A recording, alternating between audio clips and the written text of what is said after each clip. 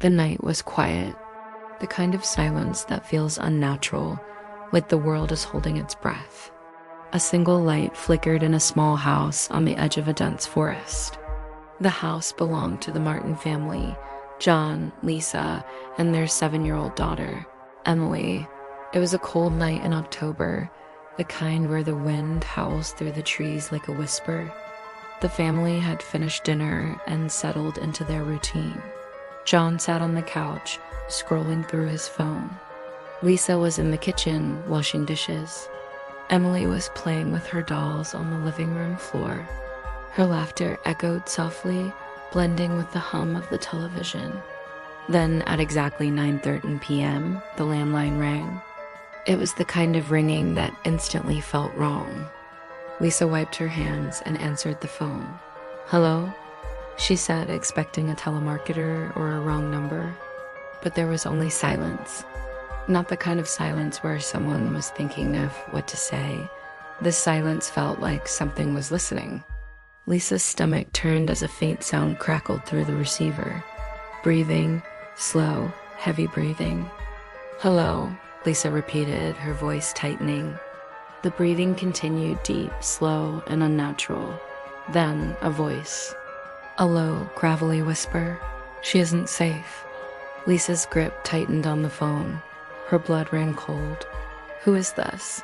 The line went dead. A single click echoed through the speaker before the dial tone returned. Lisa stood frozen, staring at the receiver in her hand.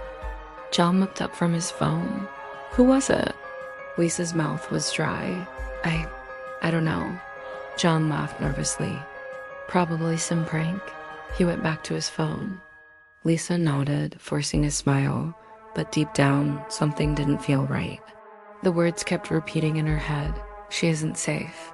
She turned to look at Emily, still playing with her dolls. The little girl giggled, completely unaware of the unease settling over the room. Lisa decided to shake it off. But just as she turned back toward the kitchen, the phone rang again. Lisa's breath caught in her throat. She hesitated, staring at the receiver. The same sense of dread crawled over her skin. John rolled his eyes. Just let it go to voicemail. But Lisa couldn't. Something told her this wasn't normal. She picked up the phone, her fingers trembling. "Hello?" she whispered. Silence. Then the breathing again. Slow, deep, wrong. Then the voice returned, whispering just one word. "Outside." Lisa's chest tightened. Her heart pounded against her ribs. "Who is this?" No answer. Just the sound of breathing. Then, after a long pause, the voice whispered again. "Look outside." Lisa's legs felt weak. She turned toward the window, her breath shaky. She didn't want to look. Every fiber in her body told her not to.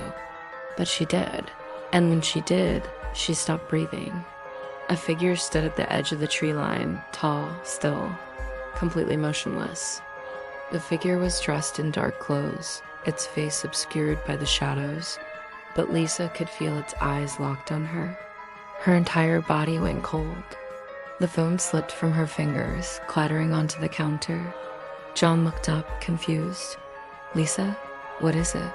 She could barely form the words. "There's someone outside." John's face hardened. He stood up, moving toward the window. But by the time he looked, the figure was gone.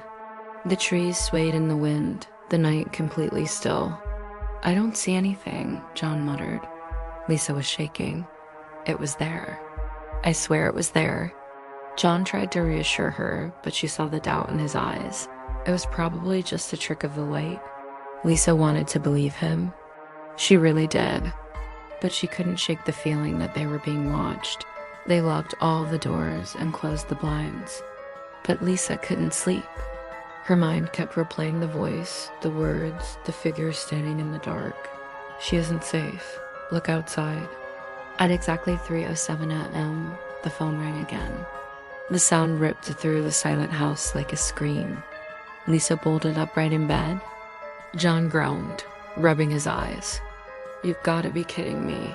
Lisa grabbed the phone, heart pounding. She already knew what she was going to hear. Silence, then breathing, then a whisper. She's in the wrong room. Lisa's blood turned to ice. Her mouth went dry. Who's in the wrong room? Then, for the first time, the whisper laughed. Low, raspy, wrong. Lisa slammed the phone down, gasping for breath. John sat up, suddenly awake. Lisa? What the hell's going on? Lisa was already moving. She sprinted down the hall toward Emily's room. The door was closed, just like they had left it. Her hands were shaking as she grabbed the doorknob. Slowly, she pushed it open. Emily was sleeping soundly, curled up under her blanket. Lisa let out a shaky breath of relief. Then she noticed something. The closet door, it was open, just a crack. Lisa knew she had closed it before putting Emily to bed. Her heart pounded as she reached for the handle. She hesitated. Every nerve in her body told her not to open it, but she had to. She had to know. With a deep breath, she yanked the door open, empty, nothing but shadows and hanging clothes. She let out a nervous laugh. She was losing her mind. She turned back toward Emily's bed. But something was wrong. The blankets were flat. The shape under them was wrong. Lisa's breath caught in her throat. Her body froze in place. She stepped closer, her hands trembling. She reached for the blanket, gripping the edge.